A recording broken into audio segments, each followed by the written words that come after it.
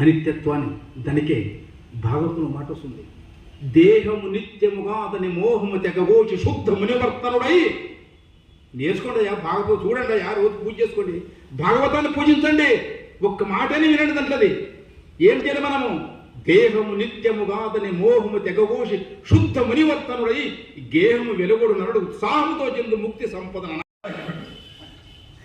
పోయిరంటే పోయి మనం కూడా అంత లోపల ఉన్నంత లోపల ఏం చేయాలి? దేహము నిత్యము కాదని. ఇది నిజమా కాదు? మీరు మీరే చెప్పండి. అట్లా మా తాత ముత్తాతలు 1000 నుంచి అట్లే ఉండమని దేహం ఉందే. నిత్యము కాదు, దేహము నిత్యము కాదని మోహము తెగబోసి, దీనిపైన ఉండే ఒక మోహము తెగబోసి ఎంత మరి శుద్ధముని వర్తనుడై